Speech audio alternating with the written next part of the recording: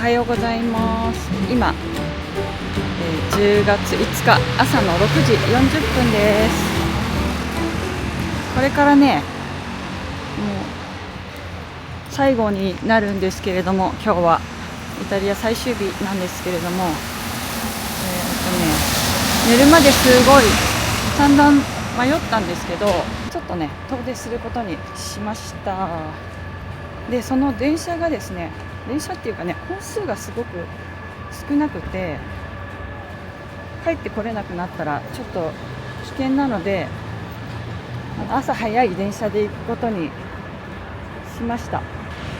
で、テルミニ駅に今向かってます。テルミニ駅はね徒歩5分ぐらいなので、本当ね、ホテル近くに取っといてよかったって今本当に思います。で、この後7時2分の電車に乗ります。なのでちょっと急ぎ足で向かっております。どんな場所なのか楽しみにしていってください。昨日寝たの1時半ぐらいだったんですよ。いろいろやったりしてたら、あとやっぱりお風呂あるとゆっくり使っちゃったりとかするので、なので今ね超寝不足。だんだんね夜が明けてきました。で、テルミニ駅の周辺って結構治安悪いっていう風に聞いてるんですけど、多分私がいるホテルの方は治安いいですね。やっぱり悪くはないですね、そこまで。で、反対側になるとバスターミナルの方はちょっとね、昨日の夜も見てる感じでは雰囲気があんまりよろしくなかったので、ホテル選ぶ際はですね、バスターミナルじゃない方選ぶといいかもしれないです。夜もね歩いても不安はないですし、怖い感じもなかったです。ということで、もう駅に到着します。今度はね切符ちゃんと買って間違いのないようにしたいと思いますので、行ってみましょう。はい、もう駅ですよ。ここすごいね。ここ5分かかってないかも。47分ですね。5分ぐらいですね。じゃあ切符買って電車待ちたいと思います。てかめっちゃ遠い。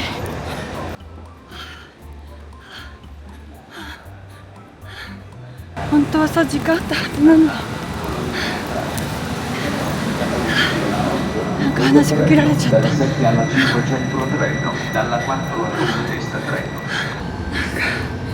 んか変なおばちゃんがずっとなんか教えてくれようとしてて、チケット。7時3分です。7時2分発。めちゃくちゃホーム遠かった。切符買うときおばちゃんがずーっとなんか教えてくれようとしてて、ずっと言ってくるからなんだろうと思って。っていうかさ、話しかけられなかったらこんな走る必要なかったのに、40分についてたのに、もうや本当に10分ぐらいなんかいろいろしてくれてたんだけど、全然わからなかった。てかまだ日の出前です。フ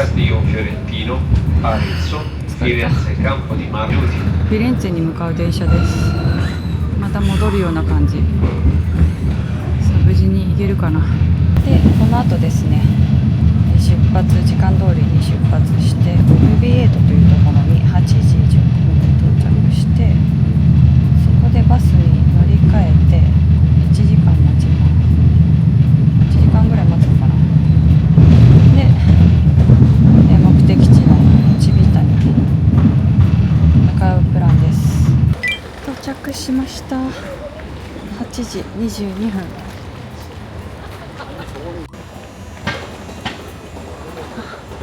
Thank you. Grazie. Thank you. 無事に到着しました。なんかさっきもね、検察官の方が来て教えてくれたの。これ前と同じチケットなんだけど、なんか駅に入るときにタッチすれば大丈夫と思ったら、ちゃんとね刻印をしなきゃいけなかったらしくて、それを教えていただきました。なので、前回はねちょっと私のミスだったので罰金を支払いましたけど、今回はあのおばちゃん何を言おうとしてたのか、このことだったのかな。さあどこでチケットを買うんでしょうか。雰囲気はこれですね、きっとね。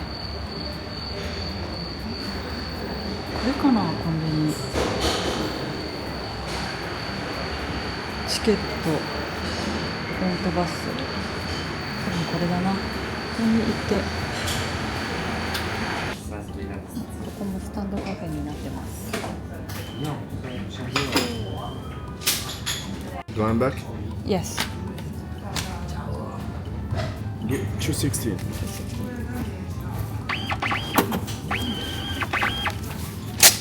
Grazie. チケット買いました。買えた。1.3 ユーロ。時間はね9時15分かな。そのぐらいまで待とうと思います。駅の周りはこんな感じ。ここにすぐなんかねレストランみたいなところがあるので、そこでチケットを買いました。帰りの電車も調べておこうと思って、ここで Google ナビより確実なので帰ってこれそうな時間を調べて金額を見ておきます。こういうのが分かんない方はオンラインの方がいいかもしれない。でこれがファーストクラス、セカンドクラスってあるので、この安いちょっと各駅停車みたいな感じの時間がかかりますけど、ちょっとしかね変わらないから、こんな買い方をしてみてください。で選んだらこういう風に出てきて、でこんな感じでトータルが分かったらパーチェイスで了解ってやって、カードだったらカードってやって、ここでタッチをするというような感じです。さっき検察の方が教えてくれたのは、これのチケットの意味がやっと分かったんですけど、こうやって日付だけが書いてあるから、日時が書いてないやつはちゃんとここでこうやって刻印をしなきゃいけなかったんだって。ちゃんと刻印してねって言われました。で刻印をしてから4時間のリミットがありますということでした。やっとこのねチケットの意味が分かりました。ちなみにですけど、ここから45分ぐらいバスに乗るのに1ユーロ30セントでした、片道で。2枚なので 2.6 ユーロです。あんま何にもないな。まだ朝が早いからなのかもしれないけど、駅周辺は特にない。ホテルはありますね。あとなんかケーブルカーがあるようです。これ駅前にケーブルカーがどこに行くんだろう。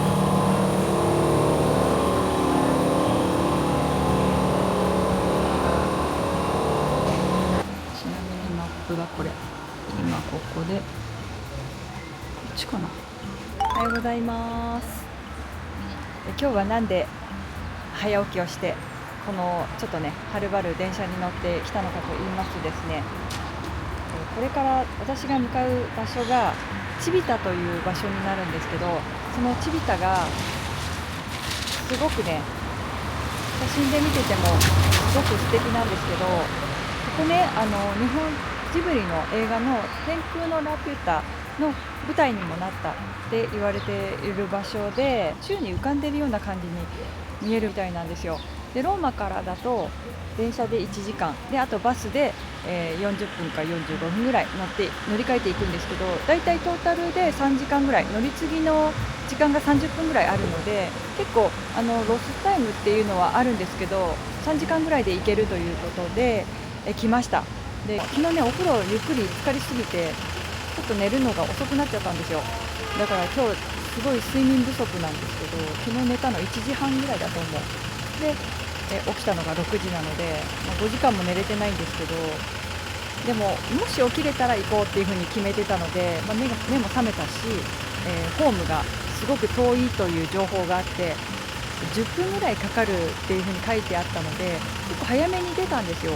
で6時40分にホテルを出て45分に、駅に着いたじゃないですか。でその切符を買ってる時にね隣でおばちゃんがずっと私のことを見てるんですよ。でなんか他のとこ行けばいいのになっていうふうに思ってたんだけど全然行かなくってで切符を買い終わった後に話しかけてきたんですね。これはなんか新手のなんかなんか取ろうとしてんのかなとか思っちゃったんだけどでも全部物私はここに全てあるから取られるようなものもないしでその人着てる服もペンディとかでお金も持ってるしなんか何か私に伝えようと一生懸命ね教えてくれようとしてたのは分かったんですよ。でも私はイタリア語分かんないからずっと分かんないっていう風に言ってたんだけどなんとかして私にね伝えようってしてくれてたのでちょっと待ってみたんだけどもう時間もね迫ってて申し訳ない本当に親切にしてもらってるのに申し訳ないなと思ってもう行きますって言って出てきた感じなんですよ。だからタッチして入ったのが6時55分でした。で電車の出発が7時2分なんですよ。ホームがねワンイーストって書いてあるんですよ。でワンイーストってその数字だけじゃないからちょっと離れた場所にあるんですね。で結構他の前に行ったところもそうだったのでちょっとこれはどこだろうと思って駅長さんに場所を聞いてそしたら一番奥だよって言われてもうダッシュでそこからもうダッシュでめっちゃ走りました。もう本当にねあんなに早く出てあんなに余裕があったのにその親切にしてくださったおば様にはねマダムには非常に申し訳ないんですけどガンダで走らないと間に合わないぐらいな感じでした。で電車も時間通り7時2分に出発したのでもうギリギリセーフだったんですけど、同じように走ってる人いましたけどねこれからですねこの私の動画を見てチビタに行こうって思った方は結構駅余裕持って出られるといいと思います。あとね電車の本数がないんですよ。この7時2分を逃すとその後帰ってくる時がちょっと乗り換えとかが手間なので私はそれを見てちょっともしね知らない土地で迷子になったりしたら嫌だなと思ったので同じ方向で帰ってくれる時間を選びました。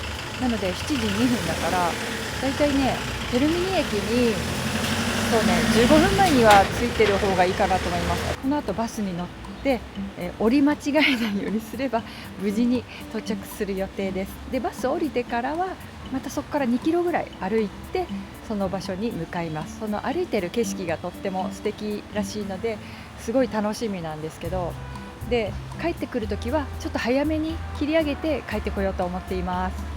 で同じようなねプランで組まれる方もいらっしゃるかと思いますので参考にしていただけたらと思います。ローマから離れてますね。でフィレンツェとローマの真ん中辺ぐらいですね。だからフィレンツェから来ることもできます。ちょっと無事に私の冒険が終わることを願いつつ見守っていただけたらと思います。では今日の動画も最後までご視聴いただけると嬉しいです。7時7分出発しちゃったの。危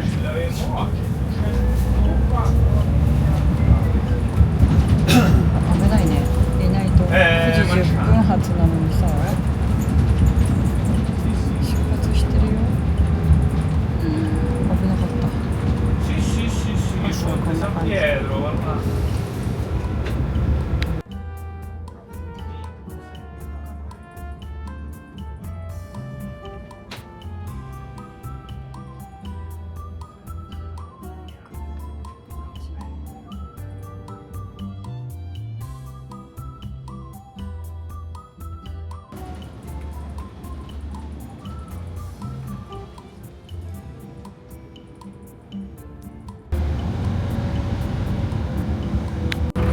Bagnoregio Civita.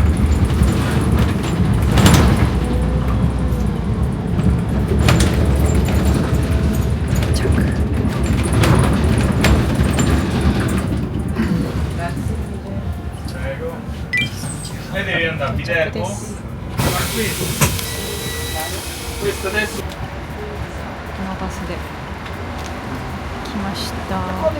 Excuse me, when I come back to that Oviedo? station, yeah, where can I wait? L'ultimo alle 17:20. Sorry, what are you saying? When you come back to this place, when you're going back to Oviedo, where you're going to take bus, right? Is that what you're asking? After the sightseeing, I want to catch a bus. Okay, To the return. last bus is 17:20. the last bus is 20 minutes to 9. 20 minutes after 9 is 7. 7. Yeah, 20 minutes after 7 is the last bus to Oviedo. Eh? 20 minutes after 7 is the last bus to Oviedo. So after 13, there are always bus to Oviedo. Okay. Maybe. Yeah. Here's bus Yeah, station. exactly. Okay, thank you. なんかアプリをダウンロードするように言われました。英語が通じる人がいてくれてよかった。で、帰りの時間ちょっと調べていかないといけないね。なんか1時って書いてあった気がする。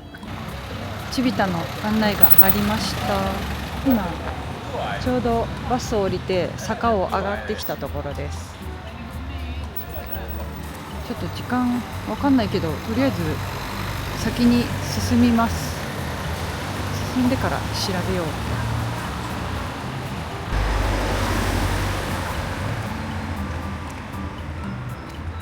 はい、ただまっすぐ進んでおります。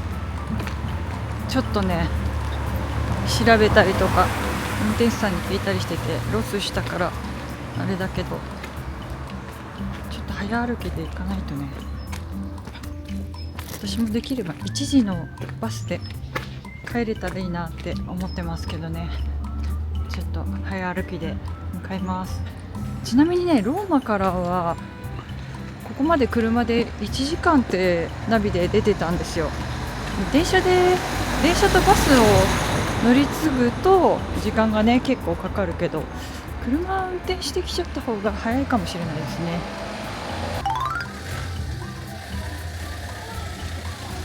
では行ってみましょう。いきなりすごいのが見えます。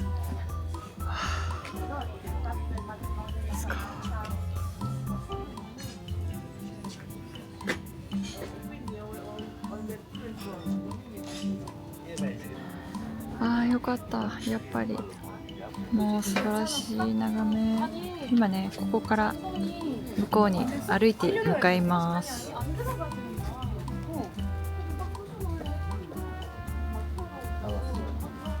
あそこにも駐車場があるから、あっちまで車で行けるのかもしれないですね。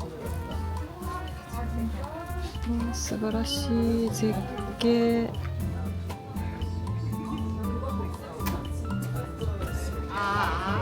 お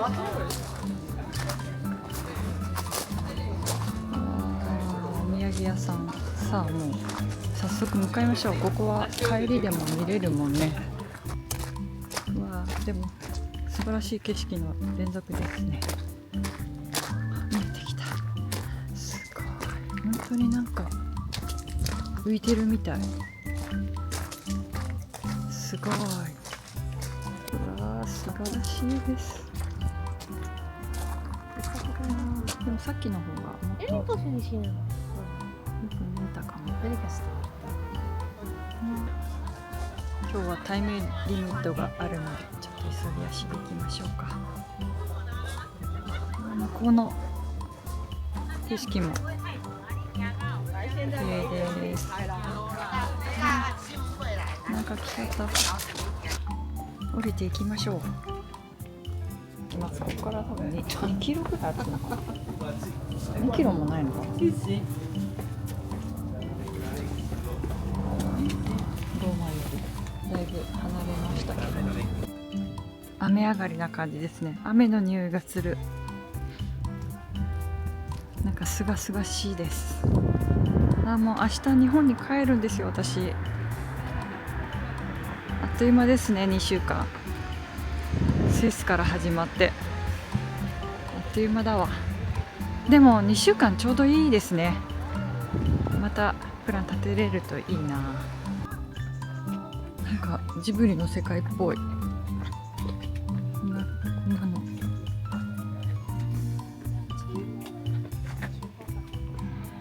ジェラート屋さんがありますよ。ジェラート食べれたらいいな。時間があるかどうか。こんなゆっくり行ってたらね、向こうに行って観光する時間あるかな。ここから上に上がっていくのですね。でここが駐車場なのかな。でもほとんど止めらんないけど、向こうの橋の下の方にも止められるけど、結構この橋のたもとまで来れそうですね。どうやらチケットが必要なようですね。それは知らなかった。ちょっとチケット買います。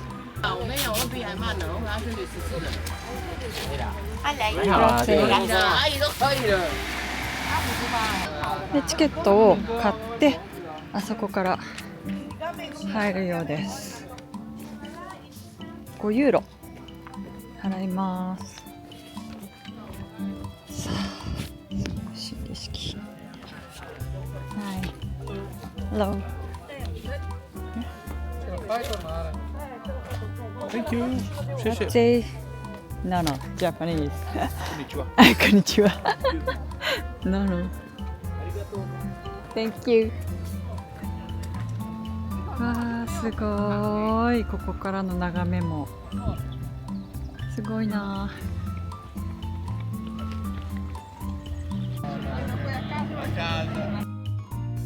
このチビタっていうのはここもイタリアなんですけれども、でここね集落になってて人が住んでるそうです。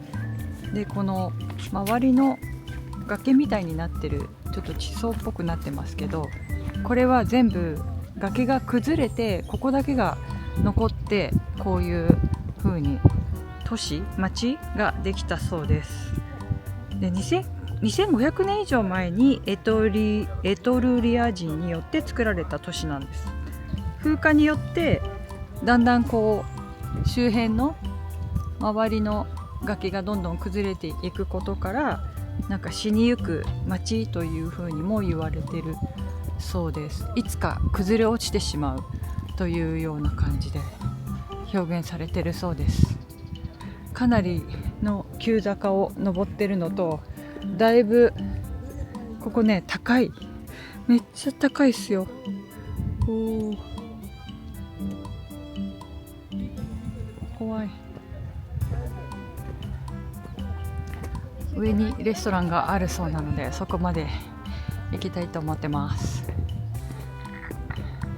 ちょっと早いランチを食べたいな。もう中に入ってきた感じですね。うわ、ここだけ見るとさ、さっきみたいに山のてっぺんにあるとは思えないですよね。すごい。てかすごい急坂ですここ。あ、そして天気もいいから青空が、なんか来る途中すごい曇ってたから、これはどうかなって思ってたんですけど、いい時に来れました。よかった。ちなみにだいぶ来ましたよ。向こうもさ同じような感じに見えますけどね。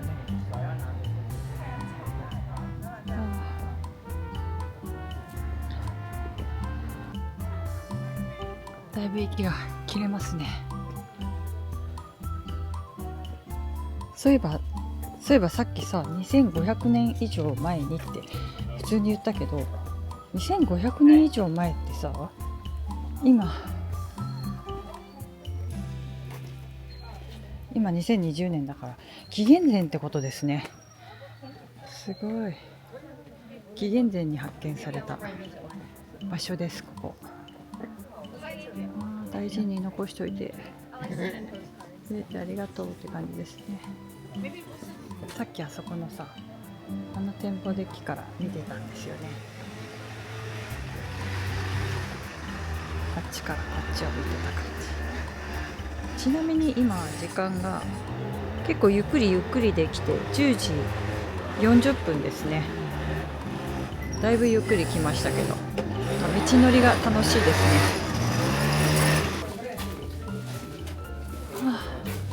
レストランが多い。ちょっとぐるっと回りましょうか。わー、お腹も空いたし。さあでは先に進みましょう。あ、教会がありますね。霧がかかるとこういう風に幻想的に見える。まさに天空のラピュタ。教会に来ました。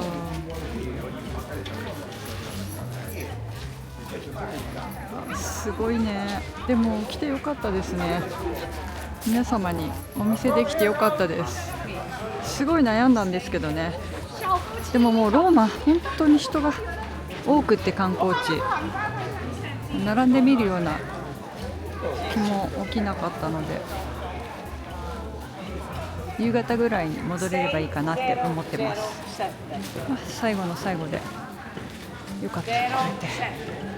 じゃあもうちょっと先に行ってみましょうか。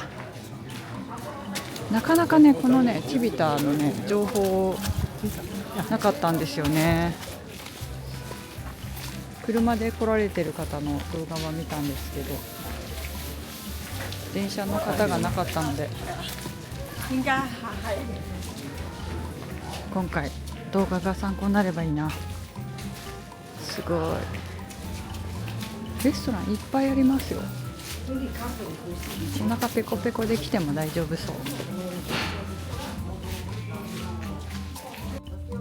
ここはレストランのようです。じ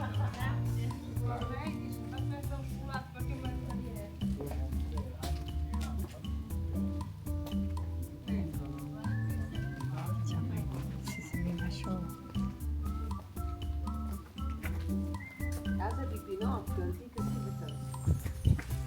ここが端っこだもん。うわ、やだ、ちょっとすごい怖い。ほら崖ですよ。わかります？映ってるかな。ちょっと逆光で私には見えないけど、さっき見えた崖っぷちに今立っております。これもう終わりだからね、ここが。ほら下もうないもん。なんか今気がついたんですけど、あれね、アジサイですね。アジサイで今いる場所ですね。ここね、こう今歩いてきたところからほら崖見えます？なんかこの周辺がね、なんかすり鉢状な感じになってますよね、このグリーンの生え方が。でもここ崖ですからね、もう真っ逆さまですよ、この後。うわー、すごい場所に来ております。こういう一人旅ってさ、自分で判断して自分ですぐ決めていかなきゃいけないからね、結構試されてる感覚がありますよ。なんか行けばよかったとかねなっても、もう一度来れるかわからないですからね。今回の旅行も突然決めたわけですが、いろいろ私も自由がいつ取れるのかわからない感じになってきましたので、行けるときは即決して弾丸で行こうと思ってます。今度は下っております。どこに向かうんだろう。おー、すごい眺め。ここはお金がいるってこと？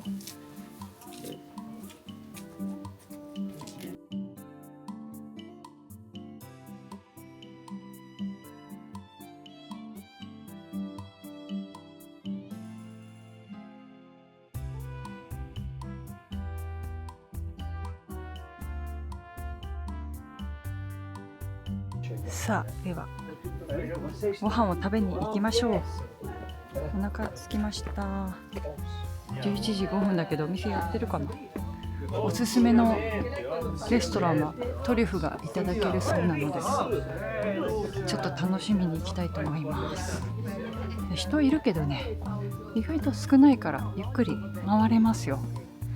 でも今のところでおしまいです。この島、この町はおしまいです。お天気眺め、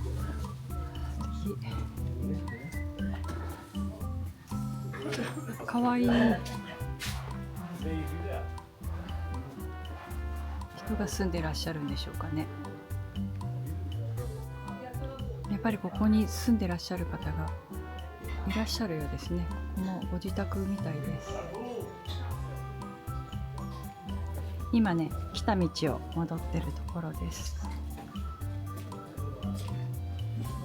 一本道しかないのかなって感じですね。ちょっとだからこう小道があると行ってみるっていう。猫ちゃんがいる。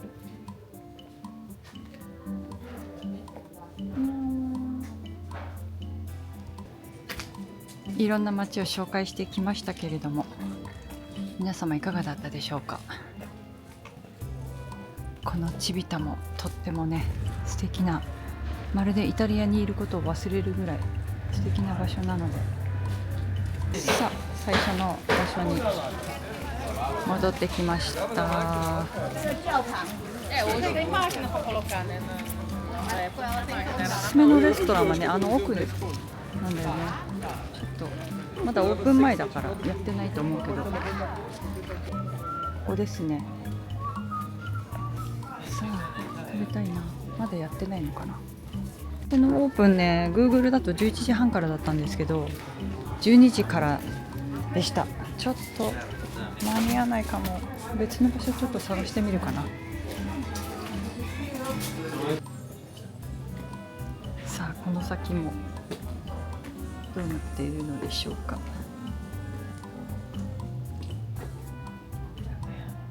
やばい、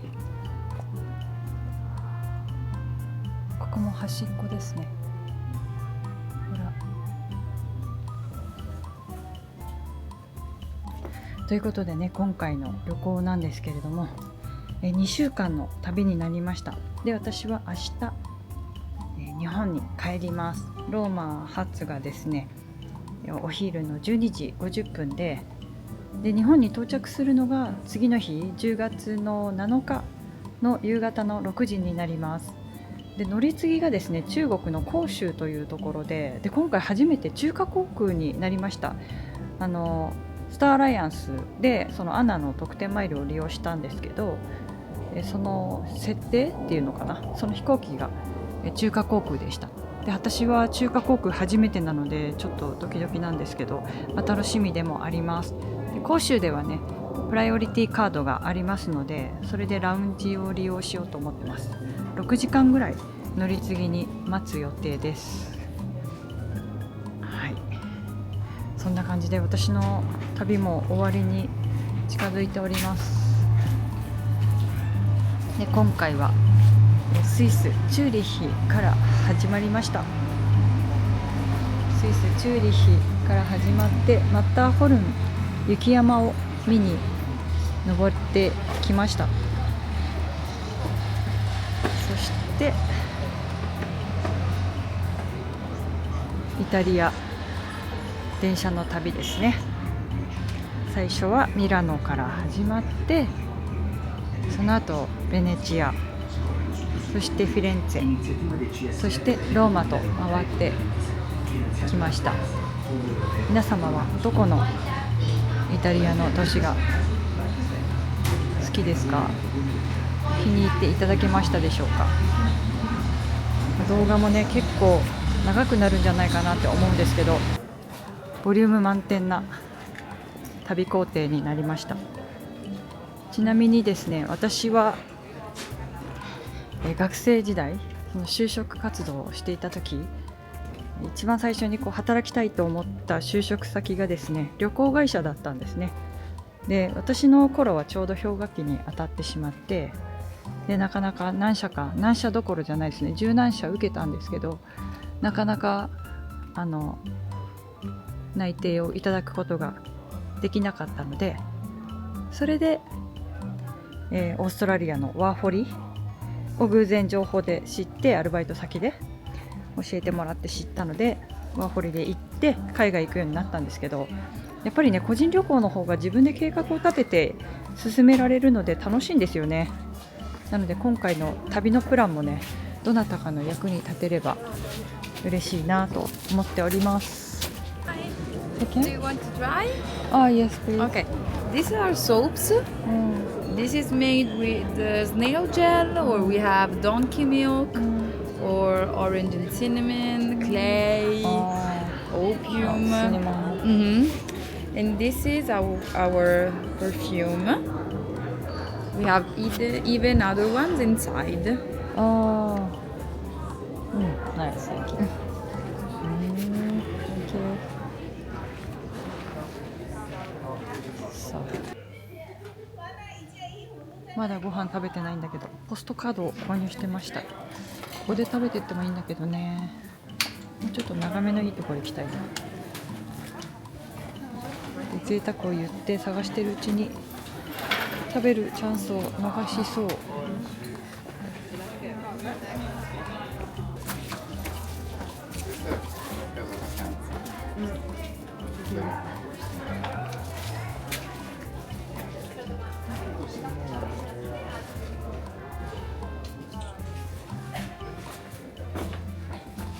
まだ行ってない道がありました。ご飯食べてる時間がちょっともったいなくなってきちゃった。貧乏症ですね、完全に。時間貧乏症。お腹も空いてるんですけどね。こっちはこっちでまたすごいパノラマビューです。皆様ご覧いただけますでしょうか。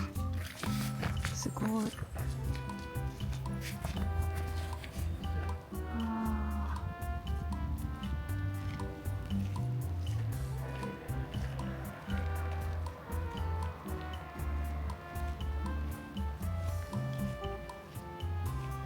向こうに街が見えますね。こういう場所はさ、なかなかガイドブックとかで見ることがあっても実際に来れるかどうか本だけではねわからないですけど、だから今ありがたいですね、 YouTube とか。私もそれのおかげでここに来ることができましたから、皆様に紹介できて嬉しいです。これなんだろう、下に降りれるみたいです。怖いね。どこに降りるんだろう。さあ、めっちゃくちゃ悩んだんですけど、ここでご飯食べようか。でもさ、やっぱり見た感じが見えるのは今最初に来た場所なんだよね。だから向こうに戻ろうと思います。なのでさっきよりはお天気になってるから雲が抜けてるんじゃないかなって思うんですよね。なので来るときは登るのも大変だったけど、降りるときは楽だけど足きついね。筋肉が結構パンパンになりそう。ちょうど12時です。だから1時間半くらいかな。1時間2時間いかないかなぐらいは楽しめましたよ。結構十分かもしれないですね。ご飯食べたりとかしてたらもうちょっとかかりそうですけど、でもこの姿はやっぱり中にいては見えないので、はい、降りていきましょう。いっぱい来る人も増えてきましたね、この時間になると。ちょうど誰もいなくなったので上に登る人がいなくなっちゃったからちょっと独り占めしてます。ほら、みんな向こうに行ってる。ちょうどね、平坦な道に来ました。素晴らしいですね、この雄大な眺め。目が回らないようにゆっくり回しておりますが、お天気で良かったです。ちなみに雲がかかるとこういう風に見えるんだそうです。こういうねシャッターチャンス取れたら最高ですけどね、なかなかこういうのは自然なのでタイミングかと思います。ぜひ来てみてくださいね。やっぱ午後になると混んでくるみたいですね。人がいっぱいです。増えてきた。車もいっぱい増えてきた。じゃあ向かいましょう。戻りますよ。さっきのレストランで食べようかな、ご飯って思ってますけど。今戻ってきて12時16分です。だいたい15分ぐらい、何もしなければ15分ぐらいで向こうからここまで戻ってくる感じでした。でもいい眺め。やっぱりこっちから見れてよかった。素敵。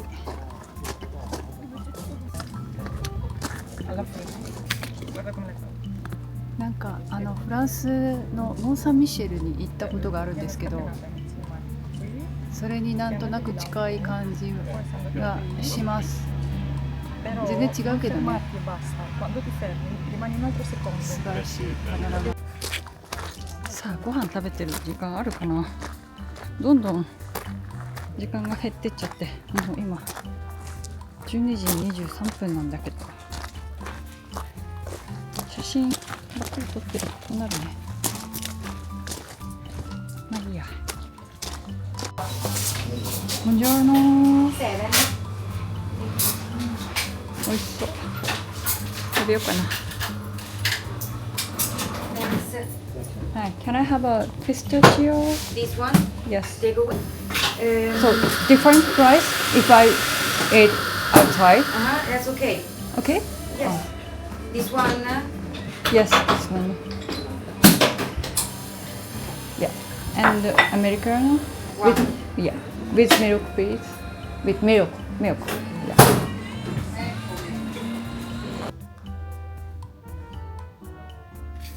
コーヒーアメリカーノと、これずっとね食べたかったやつになってたの。これが売ってたのでこれにしました。甘そうだけどね。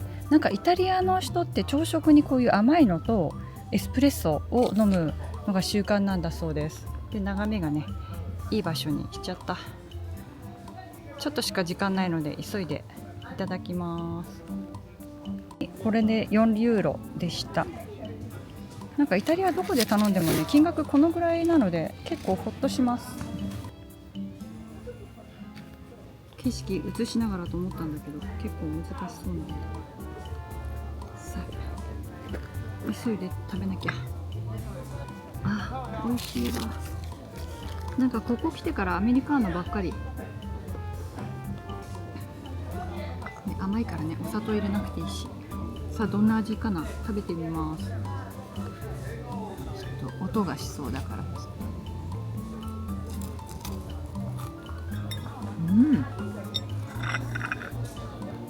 めっちゃ甘い。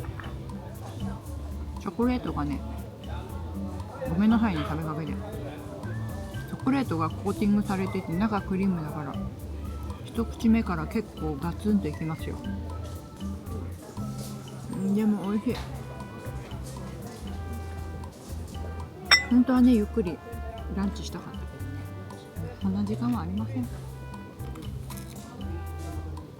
朝ちょっと寒かったのでダウンを着てこようかなって思ったんですけど、やっぱりね着てこなくて正解でした。でもねこの下ねヒートテックを着てます。ちょっと重ね着してヒートテックにして、このダウンは着ないけどヒートテックのこの下着で調整しようと思って着てきました。大体歩いてると暑くなるからね、ちょうどいい気候です。今ぐらいに来るとね半袖でもいいぐらいですね。さあ帰りましょう。もう大満喫ですね。12時40分です。ちょうどいいんじゃないでしょうか。こっから多分歩いて10分ぐらいじゃないかなと思います。バス停までちょっと時間計りながら行きましょう。最初の曲がり角まで戻ってきました。結構近いと勘違いしてて焦ってちょっと走りました。今52分ですね。バスがさ朝も早く行っちゃったからちょっと早めに5分前にはねついてる方がいいなと思ってちちょっと急ぎます。さあバス停に到着しました。今の時間が12時55分です。ちょっともうちょっと近いと思い込んでたら意外と距離ありました。だからね15分ぐらいかかりましたね。それもねちょっと小走りだったのでちょっと余裕持った方が良さそうですね。はい、これで無事に帰れるはず。知らない土地に来ると緊張しますね。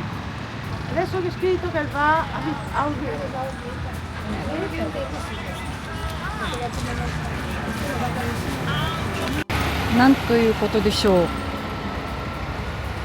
今ね運転手さんが教えてくれたんだけど、今日バスイレギュラーで5時半までバス来ないんだって。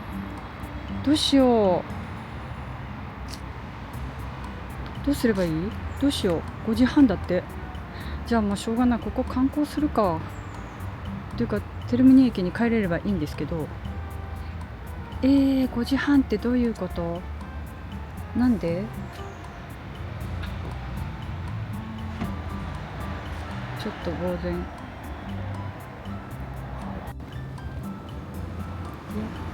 困ったぞ、走ってきたのにこんなことあるのでしょうか。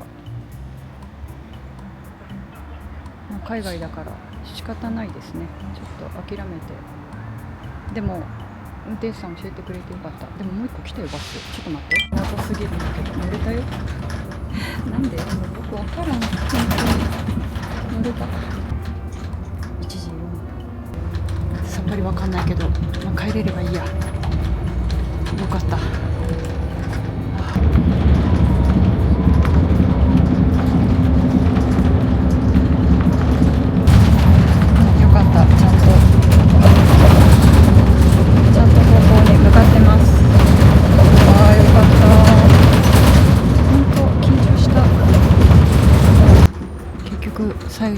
最初から最後まで私一人でした。貸し切り状態。グラッツェ。さあ帰ってきました。よかった。もうどうなることかと思った。こんなでっかいバスで来ました。もう行っちゃった。往復運転してんのかな。そういうわけではなさそうだけどね。もしかしたらさっきの最初に聞いた運転手さんもう1時過ぎてたから、1時のバスの後が5時半しかないよっていうことだったのかもしれないですね。ちょっと私全然これ不明なんですけど、結構リスクな感じがしました。でもともとねバスの本数が少ないので2時間に1本だったり1時間に1本だったりするみたいなんですよ。だから今回は一番早いので戻ってくるような感じにしたんですけど、もうね景色堪能した後でさ、お買い物っていう気分にはなかなかね慣れないですからね。はい、でこの後はですね、時間はね今1時43分です。ちょうどの時間で戻ってこれたかなって感じですね。で私はこの後また電車に乗ってローマに戻ります。この後はですね2時13分の電車なのであと30分ぐらい時間あります。というか今日はさ朝からなんか不思議なことがいっぱい起きててちょっと落ち着きたい本当に。で今私が乗ってきたのは1時発だったんですけど、その次が2時の時間のがありました。でその2時の後は5時半まで5時半かな、なんかなかったので、ちょっと1時のにしようと思って目指していたわけですよ。そしたらバスが来たと思って乗ろうとして、で聞いたら駅には行かないよって言って、で私がずっとそのバス停でね待とうとしてたら運転手さんが降りてきて17時半っていう文字を書いたものを見せてくれたんですよ。でアウトオブオーダーって言われて、だから他の時間は今動いてないからこの時間までバス来ないよって教えてくれたんですね。でその時にもう13時過ぎてたので、もしかしたらその運転手さんは1時もう行っちゃった後は5時半しかないよっていう意味だったのかもしれないですね、今冷静になって考えると。はい。まあそんなところでとりあえず諦めずにバスを待っていたので、その場を離れなかったから私は乗って帰ってこれましたけれども、時間通りにね、はい。でそのバス停にいた人もね、バス時間通りに来なかったりするから、必ずね立って待ってた方がいいよって言われました。なんかそうやって教えてくれる方がいてくれるおかげで、私は無事に旅を終えることができそうです。もう旅をするときはいろいろ人に助けていただいているので、本当に感謝の気持ちを忘れずに、これからね日本に帰っても過ごしていきたいなっていうふうに思います。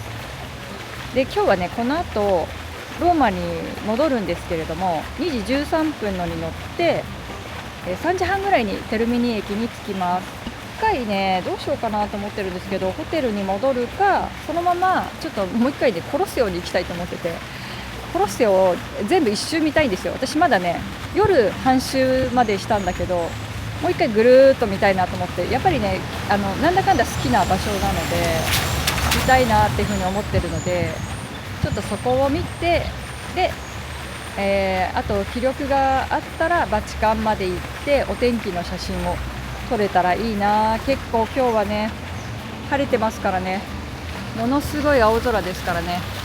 朝ね曇ってたけどね、昨日もねローマに行った時に急に土砂降りになったりして、であとカラッと晴れてきたりっていう、そんなお天気だったので、なんか青空の写真が欲しいなと思って、それを撮って美味しいご飯を食べて今日の一日は終わりにしたいなと思います。ちょっと早めにね終わらせてチェックアウトの準備をして明日に臨みたいです。お土産ね実は昨日ねスーパーに行ってお買い物してるんですよ。ちょっとおすすめのお土産もありますので、それもね後ほど紹介したいと思います。 Hello, excuse me. I'd like to buy a ticket to Termini station. 地下なんで、これで窓口で買ったから間違いないでしょ。これで電車に乗って帰れます。これでいいのかな。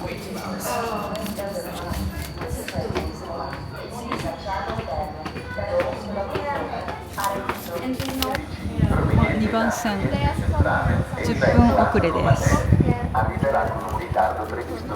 今度コーチナンバーもちゃんと入れてくれてるから、3番で 6A 窓側だといいな。で17ユーロ50セントで倍になっちゃったけどね、ほぼ。でも早く帰りたいからいいです、それで。新鮮な旅でした。2時33分、なんと20分遅れか。20分遅れで出発。よかった。しかも一人席。ラッキーですね。間違えると大変だよね。罰金払わなきゃいけないからさ。もう勘弁だわ。それなりの金額出してるからなんかね、比較的。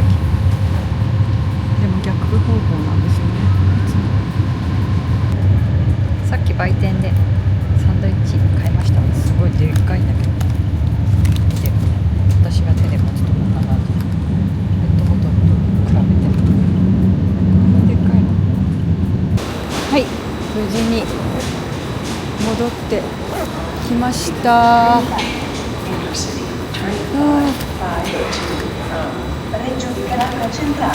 テルミニ駅です。3時46分です。で、今ホームどこかっていうと、ここですよ。こんな遠いんですよ。ここからずーっと向こうまで歩くのすごい時間かかるので、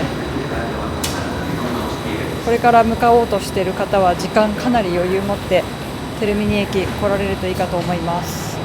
でもローマ最終日だったけど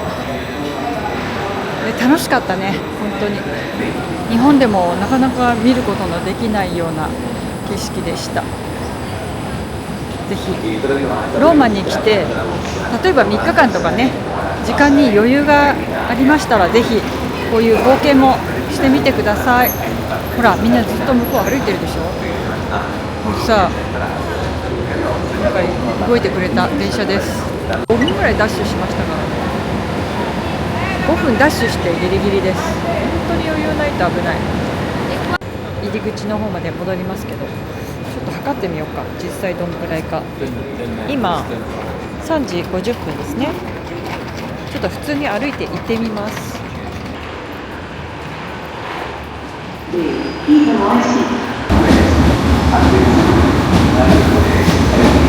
走ってる人がいます。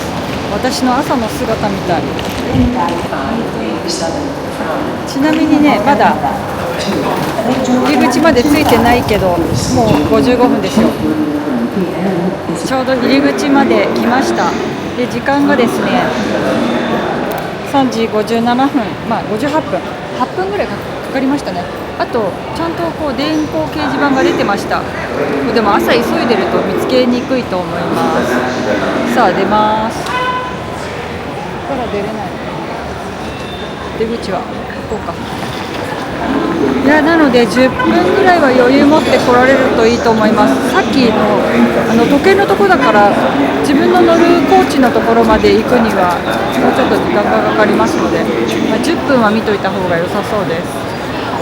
ちなみに明日帰るの電車にするかバスにするかまだ迷ってるんですけど、23番線って書いてありますね、プラットフォーム。24番線とかパウミチーノって書いてあるのが空港行きなんですけど、ちょっと遠いですね。これもちょっと場所を確認しとこうと思います。だいぶね、奥の方に来ました。でも端っこの方が今ここが今出てきたところが一番奥まで来たところです。一番端っこのこの22、23とか20番台が多分空港行きだと思うので、結構遠いかもしれないですね。それから今日もものすごいんですけど、見えるかな、一番右にディレイって書いてあるんですよ。ディレイが25、15、10、20ってあるんですけど、あれは電車の遅れを示してます。で、結構ね、イタリア電車が遅れますので、空港行きを電車で考えられている方は早めに行かれるといいかと思います。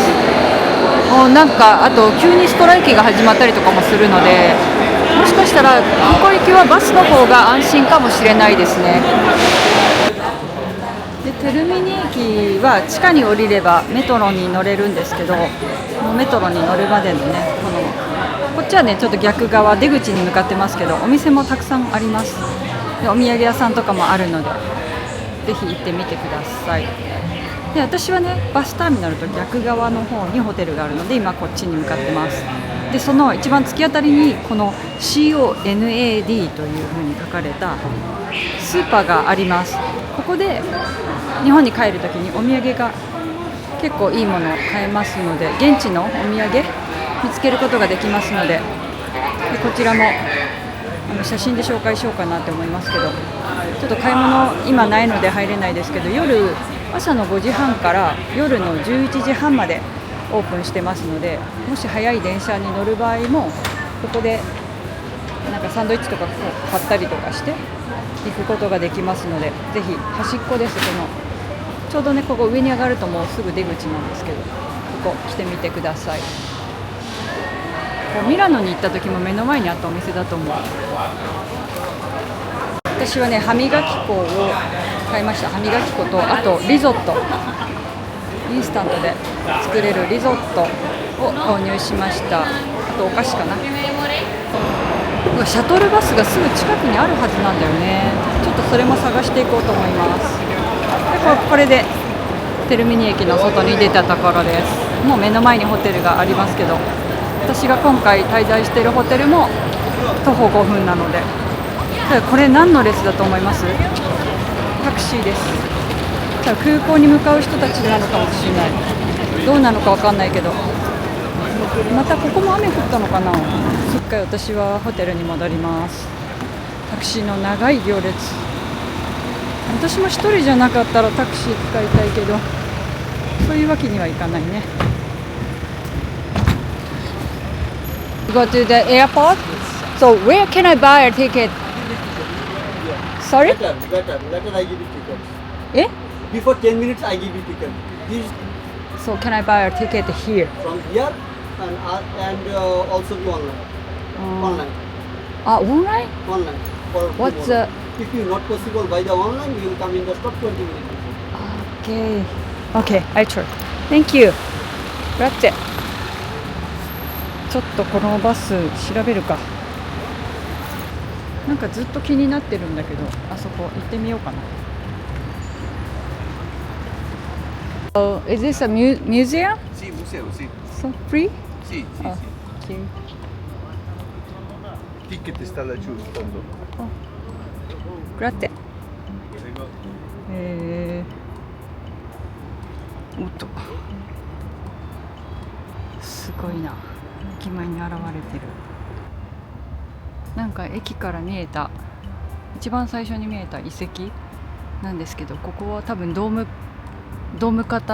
型になってたんだろうね。なんかそんな感じの形ですよね。ちょっとアーチがかかってる。で、元のデザインがこれって書いてある。多分そういうことでしょうね。すごいね。本当にローマってローマの古代文明ですね。紀元前の歴史がたくさん見れました。今回の旅本当すごい。もうなんか語彙力のなさに本当情けなくなるけど、すごいの一言しか見つかりません。ごめんなさい。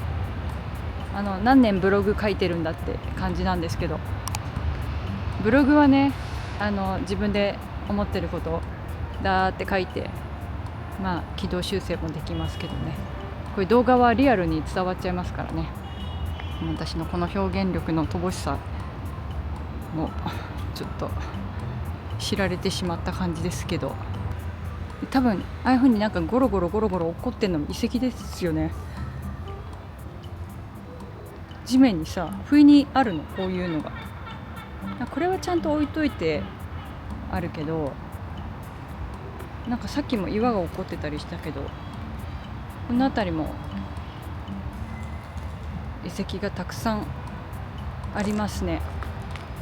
なんか日本みたいに遺跡をちゃんと飾るとかやってられないぐらいの量なんでしょうね、きっと。もうキャパを超えてるっていうか、この町ローマ全体が遺跡なので、そういうことなんでしょうね。でミケランジェロの絵とかもそうですけど、壁に直接描かれてるので、もうそこに来ないと本物の絵が見れないっていう、そういうね、バチカンの国もありましたし、いやもうすごいよかった。イタリア来れて。怖いイメージあったけど全然怖くない。また来たいですね、ぜひ。多分これとかもそういうことですよね。お風呂か何かに使ってたのかな。なんかそんな感じの形してますよ。一瞬さ、棺桶かなってもしかして思ったんですけど、でもちゃんと排水の穴が開いてるのでお風呂ですよね、これね。もう昔の人もかなり背が高かったんですね。結構長い感じで、やっぱりこんな大理石なのかな。硬いです。でも見て、このちゃんと掘ってあるの、ここ、ディオクレティアヌス浴場で、お風呂浴場だから、お風呂、体を洗うとこだったみたいですね。だからお風呂があったんですね。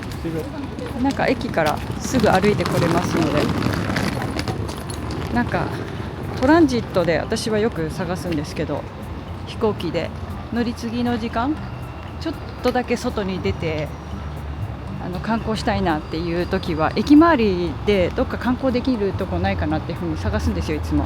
なんかそういう方の参考になれば嬉しいです。すぐそばですからね、歩いて5分もかかんないですよ。でもコロッセオとかね行っちゃった方がいいですけどね。コロッセオはテルミニ駅から2駅ぐらいなのですぐ見に行くことできますしね。で駅降りたらすぐに見れますから、それが一番早いかもしれない。乗り継ぎってあんまないのかな、ローマは。ローマから日本に直行が出てるから乗り継ぎはないのかな。今回泊まってたホテルレジオです。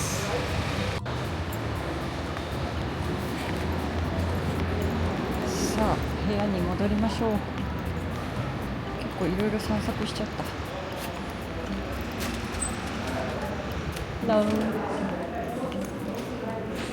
カッパあるな。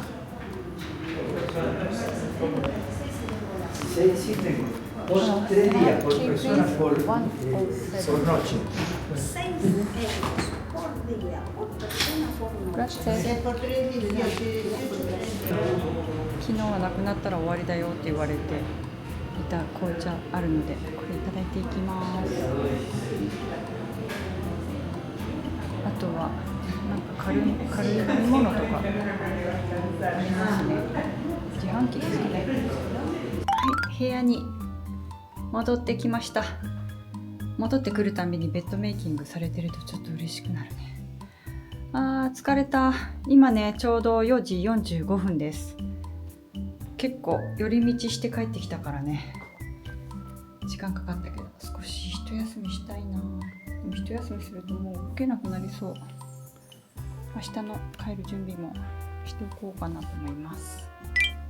はい、ちょっとね映像暗くて申し訳ないんですが、さっき紹介したスーパーでお買い物したこの CONAD なんて読むんだろう、コナドって読むのかな。ここでこのリゾットが簡単にできるものがあったりするので、ちょっとこれらを購入しました。であとナテラのビスケット、これはね地元の人もすごい美味しいって紹介してくれたのでこれを買っていきます。でも調べたらね日本でカルディで販売されてますね。あとこれこの季節だけにしか販売されない、冬場にしか販売されないポケットコーヒー、これも購入しました。これはなんかねそのまま飲める本当のポケットコーヒーもあるんですけど、これはチョコレートの中にエスプレッソが入ってるみたい。これはなんかふわふわなちょっとサクサクのお菓子っぽい感じですね。あと歯磨き粉、これねちょっとこれからまたご飯食べに行くのでもうちょっと追加しようかなって思ってます。もうねバッグ、この持ってきたサブバッグに詰め込んでお土産用としてこちらに入れ替えていきます。帰りは預け荷物と、背負っていくものと2つになります。もうねバスがすぐそこにあるからね、そんなに考えなくて済むのが助かります。お土産もうちょっと買い足したい感じですね。やっぱりイタリアはね美味しい食べ物が。結局またここに来ました。めっちゃ混んでるんだけど今6時前なのにすごいお店の雰囲気いいですよ。ここね Google の評価が高くて評価の数も多くて来たけどめっちゃ当たりだった。多分何頼んでも美味しいと思う。今日は最終日なので、スピリッツを飲もうかな。このスピリッツとアフェロールスピリッツと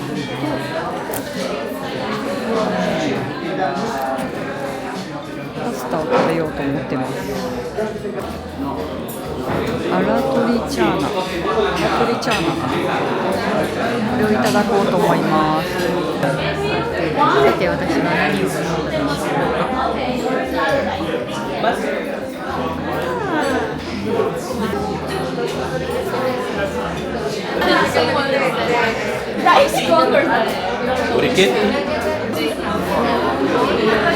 ょっと太めな感じです。完食しました。こんなことにしてました。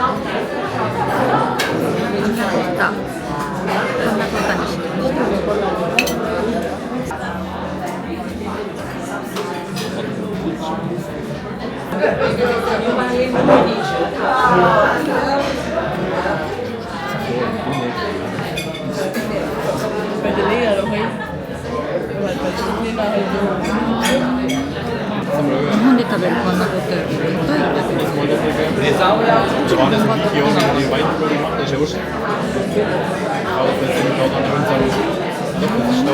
Bruschetta.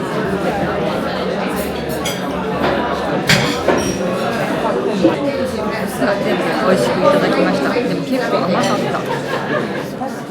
お値段なんですが、ここね、サービス料がサービス Pagare alla cassa, va bene? OK 12% かかります。見て、すっごい並んでる。ここのリストランテファミリアって読むのかな。今8時前なんですけど、ここはね7時前に並ばない、7時前に来ないと入れないね多分。めっちゃ混むよ。すごい並んでる。超人気店ですね。今日は特に忙しそうな感じでした。ぜひローマに来たら来てみてください。最後に頼んだデザートなんですけど、前回ね2日前に来た時はティラミスを頼んですごい美味しかったので、ちょっとパンナコッタ期待して頼んだんですけど、めちゃくちゃ私には甘すぎて重すぎました。なのでもし1回しか来れないっていう場合はですね、デザートにはティラミス頼んでみてください。私はティラミスの方がおすすめかな。今日頼んだパスタ、もう名前すでに忘れちゃった。アマトリチャーナか。なんかアマトリチャーナの本当の味が分かんないから、なんて感想を言えばいいのか分からないんだけど、でもトマトミートソースみたいな感じ。そのミートじゃなくて、それがねベーコンでした。でも美味しかったですよ普通に。ただねチーズ追加しないとっていう感じでした。カルボナーラはねいろんなところで食べてるから、どこが美味しいのがなんとなく自分の好みもあるから分かるんだけど、他のはちょっと分からない感じですね。でアマトリチャーナともう一つね三大パスタで、イタリアはカルボナーラとアマトリチャーナとなんとかペペっていうのがあるんですけど、そのペペっていうやつは家庭の味なんだって。どっちかっていうと素朴なで、私は今回それはいただかなかったんですけど、でも満足ですね。今日は最後いただけたので、こんなところです。ではこの後ねちょっともう一回スーパーに行ってお土産を追加して購入しようと思ってます。今日結局ねコロッセオ行かなかったんだよね。もう疲れちゃってもういいやと思って。あと飛行機の空港行きのシャトルバスは予約をしました。駅前に荷物を今度は2つ持っていかなきゃいけないので、そのことを考えると駅のホームまで歩く気力はちょっとないですね。はい、ではちょっと散歩までにテルミニ駅反対側に来てみました。もうね圧倒的にこっちは雰囲気が変わりますよ。警察官の方もたくさんいらっしゃるけど、こんな感じです。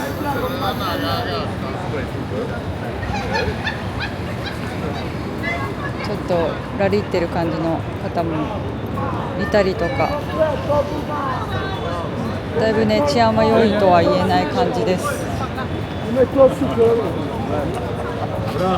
全然雰囲気変わりますよね。今夜の8時なのでまだ人が多いですけど、これが人が少なくなった時はかなり危ない気がします。私はちょっとスーパーをちょっとはしごしようと思ってこっち側に来てみましたが、でもこっちの方が観光するには近いでしょうね。多分こっちの方が全然栄えてるし、お土産屋さんもあるし、私がいる反対側とは全然違う感じがします。ありました。このチグレって読むのかな。閉まっちゃった。終わりなんだ。じゃあ戻りますか。チグレっていうところ行こうかと思ったんだけど、まあ、戻ります。ちょっとやっぱり怖いね、こっち側。ちょっとドキドキしました。私も雰囲気が全然違う。確かに、まあ、参考にしていただければ。夜の雰囲気です。で、私が30年前に来たこのテルミニ駅周辺の印象はですね、いっぱいここら辺に、多分こっち側だったと思うんですけどね、木がいっぱい生い茂ってて、そこにね鳥がいっぱい止まってて、その鳥の鳴き声がものすごいうるさかったっていう、そのイメージがずっと残ってるんですけど、木は一切ないですね。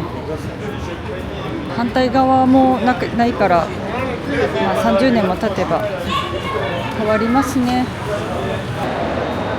今回はね、チビタの動画になりましたけれども、お楽しみいただけましたでしょうか。一応ここでひとまずは区切りたいと思います。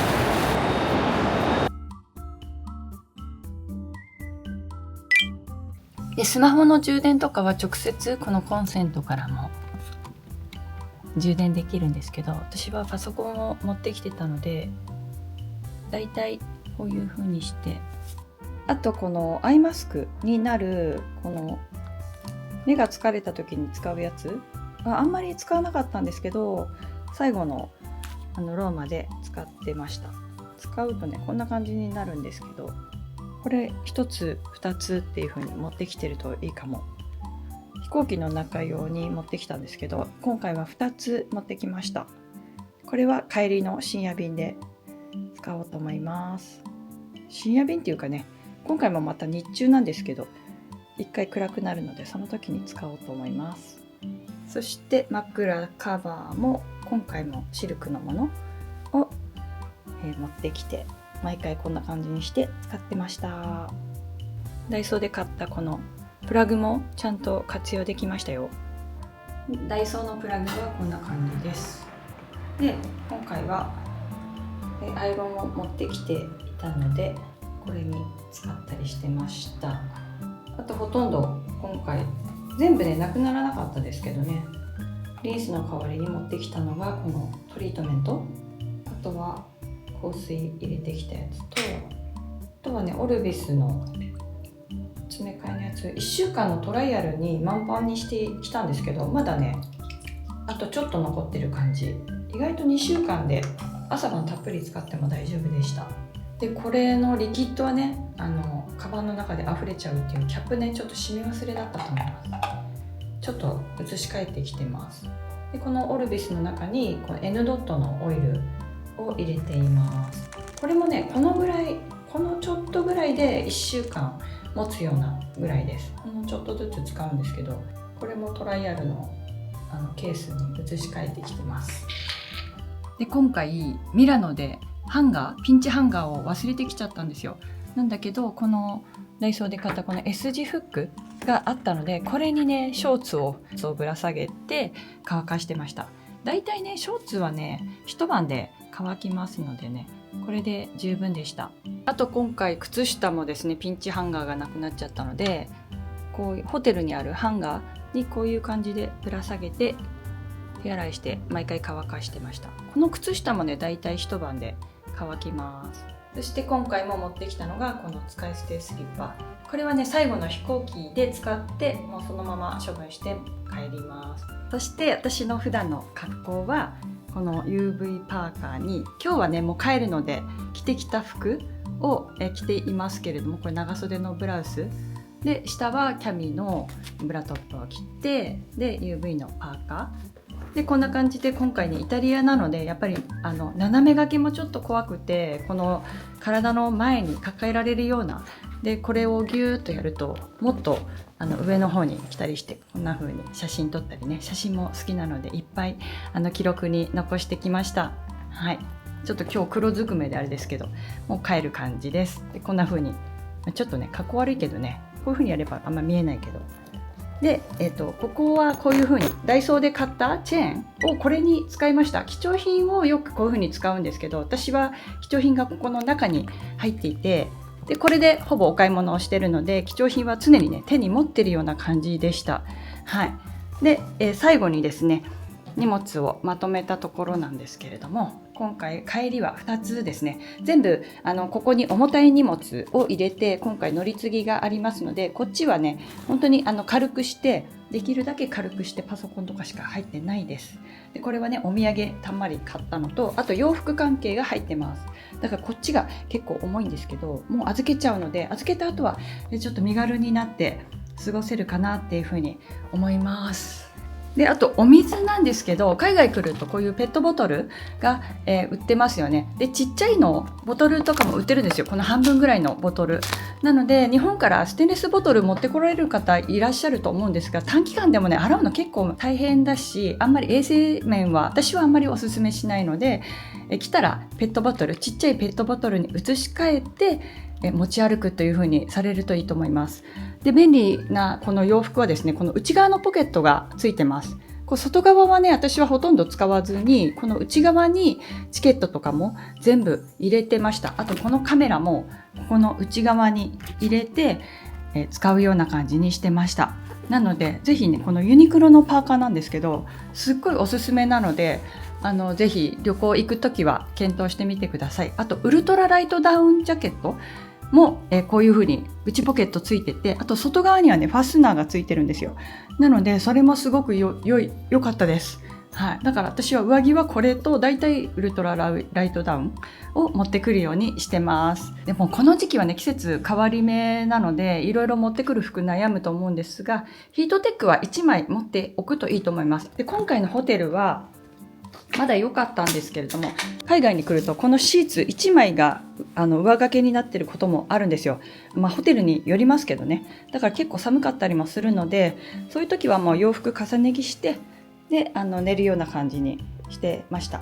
ではもう最後時間がないので朝食食べて、あと最後ねやっぱもうちょっとね歯磨き粉を買っておきたいなと思って、ホワイトニング効果高い歯磨き粉なんで、また追加して3回目の追加して戻ってきて、でチェックアウトして空港に向かいたいと思います。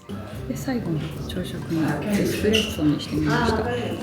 でもこっちの人ってそのお砂糖1袋全部入れるんですよ、エスプレッソに。ちょっと最後なのでやってみようかなと思います。今もうね8時半過ぎてるからね、一番混む。こんな感じ。苦いけどね、これをクッて飲んでイタリアの方は過ごしてる。今8時55分です。ホテルね結局買い物も行く時間なかったのでチェックアウトして、今駅に向かってます。まだね空港バス来てないですね。さあこれに乗って向かいます。よいしょ。はい、9時7分です。無事にお土産も追加してちょっと小走りで走りました。車内こんな感じです。いっぱい朝だけど、バイバイローマ。なんで帝国出発です。皆様5分前集合いいですよ。はい、到着しました。今10時4分です。なんか2カ所かな、ピックアップ場所が別にありましたよ。でもほぼ時間通り1時間ぐらいで到着なので良かったです。今日飛行機が12時50分になります。この後チェックインして中に入ります。わあ、今日もいいお天気です。帰国はターミナル3です。多分国際線ほとんどこっちかな。でバスもすぐ目の前に止まりますので、空港の感じはこんな風です。大きいですね。私来るとき電車だったから空港は初めてですけど、さあ今日乗る飛行機はですね中華航空なのでちょっとドキドキしますけど、あとプライオリティカードでラウンジ利用しますので、そちらもレポができたらいいなって思います。時間がですね12時50分、あ、出てますね。209がチェックイン。こうやって綺麗に巻いてくれるところもある。スーツケースなんかさ、209って普通に言ったけどさ、445とかさあるんだけど、どんだけチェックインカウンターがあるんだろう。すごい大きいですね、ここ。結構時間余裕持ってないと危ないかも。3時間前が一番いいでしょうけど、209並んでそう。帰りは当たり前ですけどエコノミーで、はい、帰ります。209並んじゃいましょう。ものすごい行列、結構時間かかりそうですね。ちょっとここがタックスリファウンドの場所でしたね。ここで皆さんタッチで作業してます。結構混みますので早めがおすすめです。もうね、だいぶ前まで来ましたよ。やっぱり15分ぐらいです。今10時半です。チェックイン終わりました。今10時34分、20分ぐらいかな。あとこれ預けられると思ってたんですけどダメでした。なんかキャリーオンバッグだって、だから持ち歩かなきゃいけない。ということで、もう制限エリアに入ろうと思います。サクッと入っちゃいましょう。荷物が2つになったのはちょっときついけど、すぐ出れるからいいかな。今セキュリティチェックを終えたところです。11時36分、もうあと30分後には搭乗口。なんか今回そう手荷物になったことで、やばいと思って歯磨き粉をねいっぱい買ってたので、1回箱から出して袋に詰め替えることをしてました。あとね、セキュリティチェックがものすごい厳しくてめっちゃ時間かかった。30分ぐらい並んだかもね。いや、手荷物なので全部私全部引っかかりました。でも大丈夫でしたよ。歯磨き粉よかった。もっといっぱい買ってたらアウトだった。ちょっとだけラウンジに買おうかと思ってます。これ以上重い荷物を持って歩くことはできないので、このまま人の流れに沿って向かおうと思います。ここで受け取りピックアップになりますので、ここもすごい行列できてますからね。あれだけの観光客がいたらどこも混みますよね。なのでね、本当ここはね3時間前、国際線は3時間前が一番いいですよ。私も早めに来たはずなんだけど、いつもこうギリギリになりますね。でラウンジはこの上の階っていう風に聞いてるので、プライオリティパスで入れるかな。こんだけ人がいるからね、ちょっと行ってみようと思います。すごいよ、空港も当たり前だけど人がものすごい。もうなんかすぐ目の前でした。すぐそこが入り口になってます。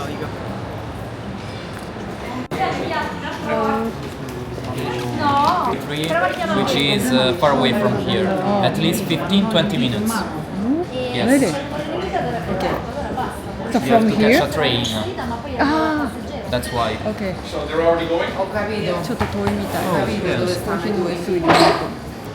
ものすごいんですけど、ちょっとここでもう撮ってから行きましょう。ラウンジの環境はこんな感じ。なんかバーがありますね。なんかもうちょっと早く来ればよかったね。行きたい列でちょっとミスをしましたけど。Oh, one and one and a little this one and Sì, vabbè, ma devi scassare, dimmelo, io sto di camore. thank you. Thank you, madam. 席とコバーカウンターがあります。 Qua facciamo un espresso, non così americano. Quello qua, grazie mille.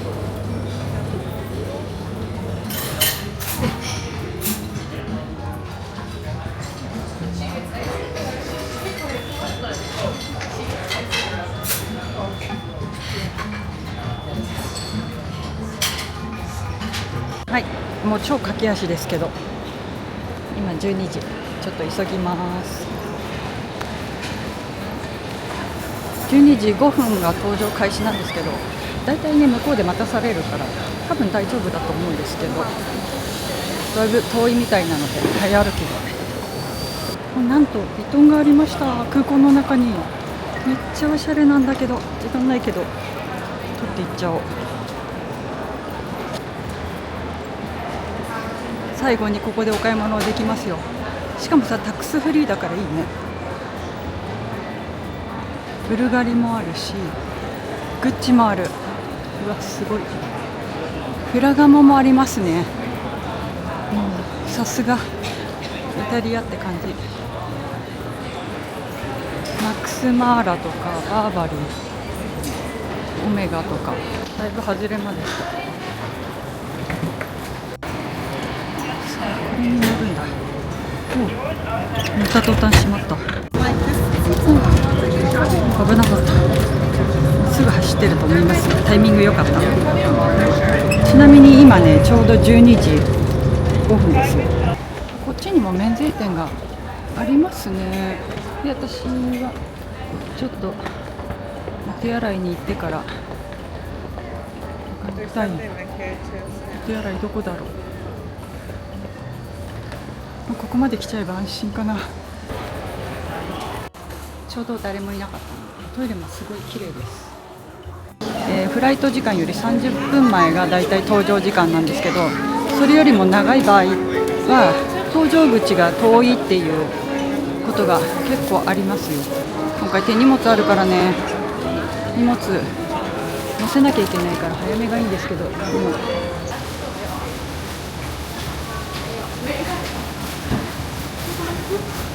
超アウェーな感じです。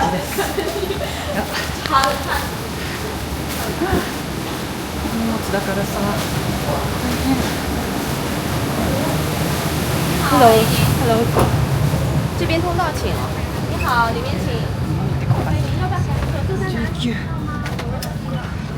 你的包呢？大儿子，你的包呢？把衣服掏出来。我的衣服是不是也在你包里？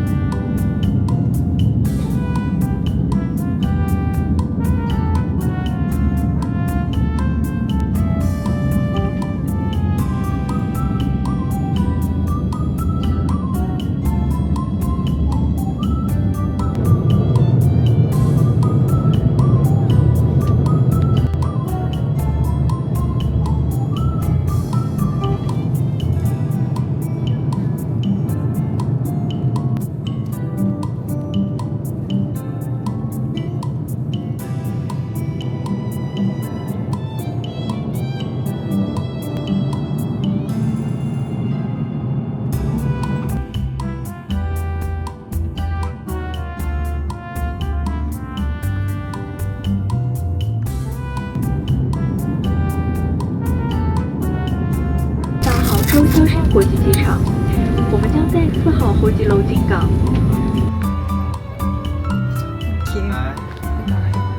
谢谢。初中国。お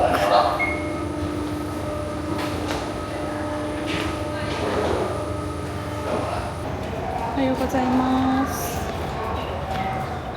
無事に中国杭州って読むのか藩町って読むのかわかんないですけど到着しました。ここでですね、今ね朝の6時54分です。この現地時間でちょうど11時間ぐらい飛行機に乗ってきました。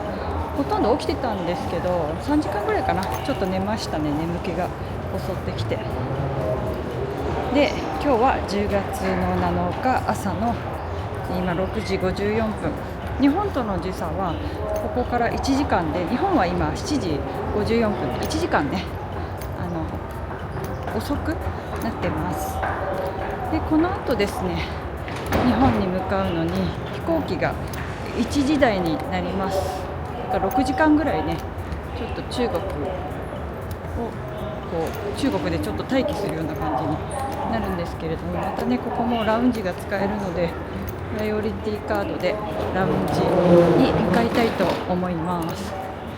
この中国から日本に向かうチケットがないんですよ。だからもしかしたら1回ね、これなんかアナウンスでもしてたんだけど、荷物はピックアップしてまたチェックインし直すような感じだったので、私も多分荷物のピックアップはないんですけど、もう1回チェックインするような感じになるんじゃないかなと思います。ではあともうちょっとですね、日本まで少し遠いけど気をつけて帰ります。なんか1回出国になりました。ここにデューティーフリーがある。もう1回チェックインし直さなきゃいけないみたい。1回出てめんどくさいね、中国。しかもさ、英語話す人がいなかった。ちょっとそれにもびっくり。ということで初めての中国入国になりま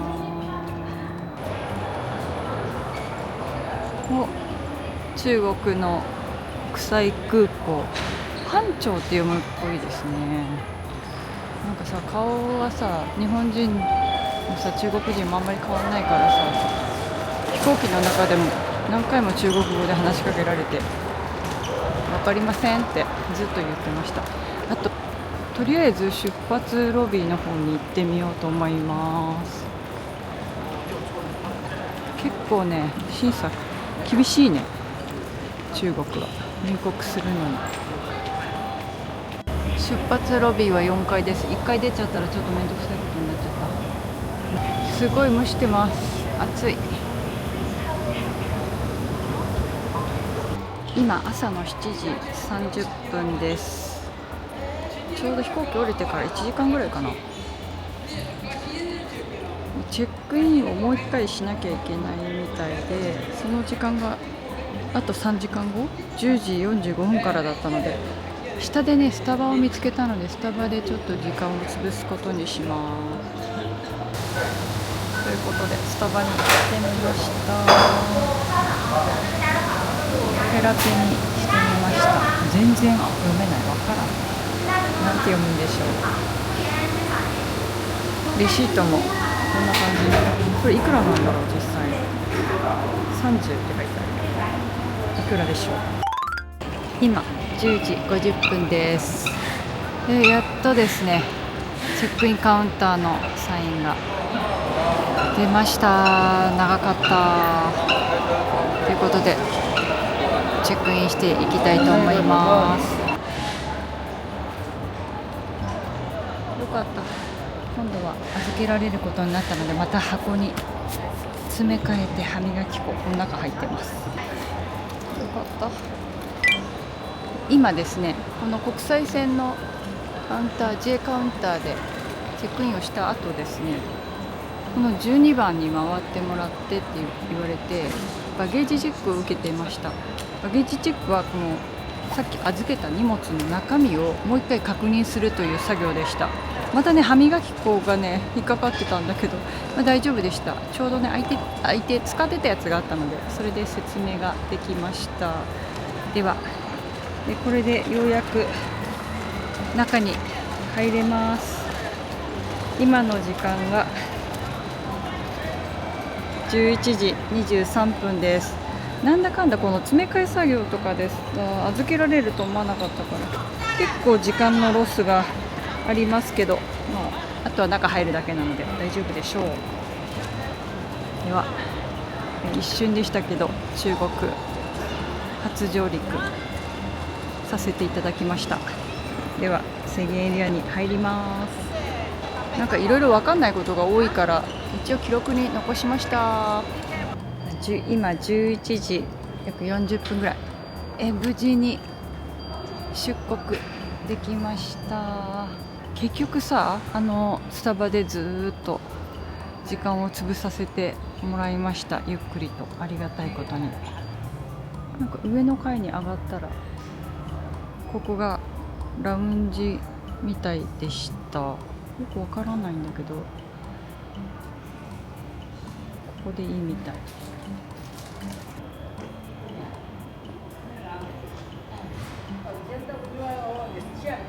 このフロア全体がラウンジになってるのかな。さあ、じゃあ中入っていきましょう。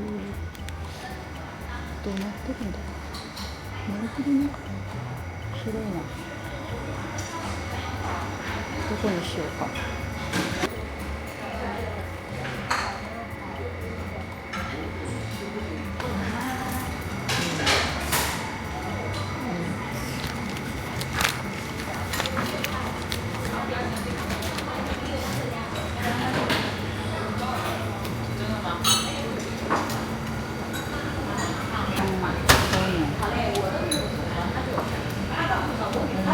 もしかしてこういう何これ、これはなるほどね。こっちもいけるんだ。こっちにしようか。静かだし。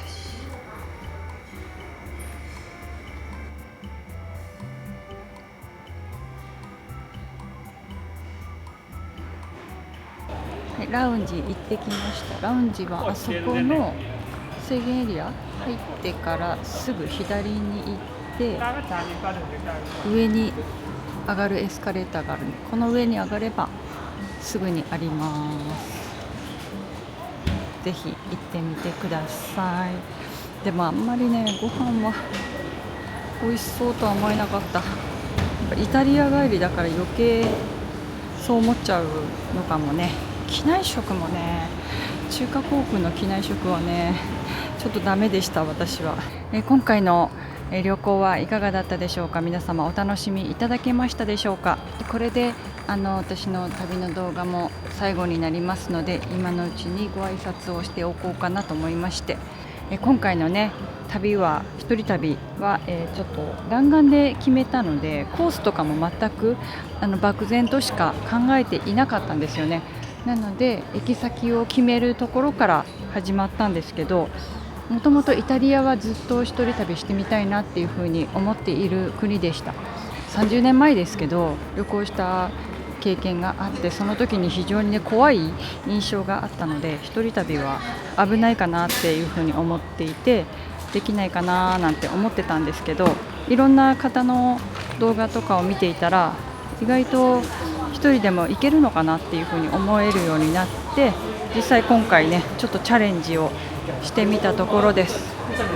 でヨーロッパはね陸続きになってますので、電車で旅することもできますし、なのでそういう旅とか、あとリュック一つで旅をしてみたいっていうね、ちょっとやってみたい好奇心もあって、実際できるのかどうかを体験したいなっていうところから今回の旅は始まりました。で実際ですね、荷物はパソコンがあったので重かったんですけど、持っていく服とかは最小限にしましたし、意外とねできないことはないなっていう。あと2週間なのでほとんど手洗いで済ませておりました。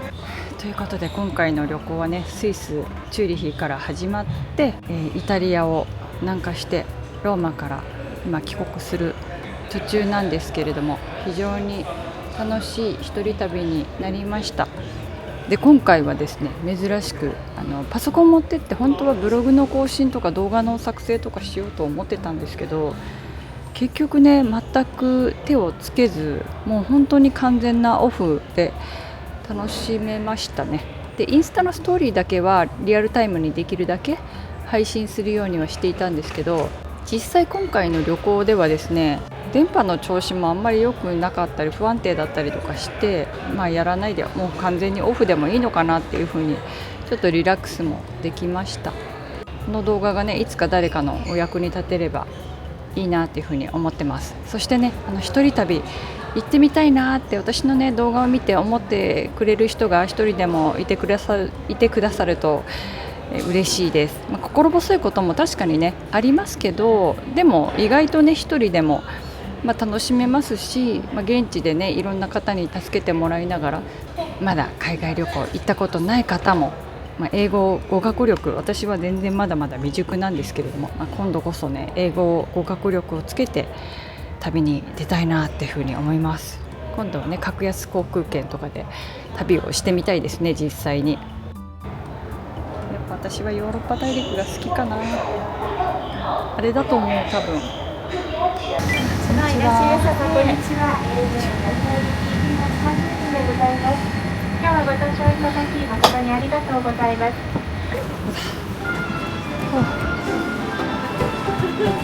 一人席かな。帰りガラガラですね。全然人乗ってない。大丈夫なのかな、飛行機。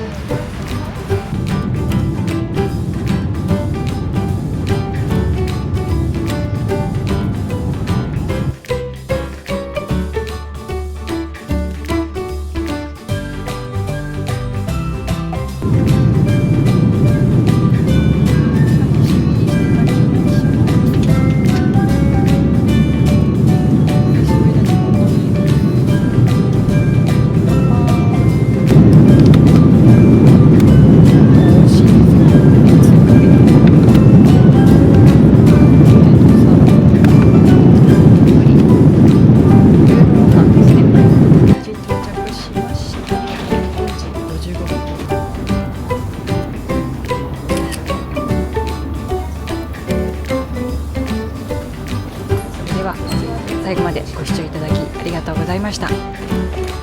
ではまた次の旅でお会いしましょう。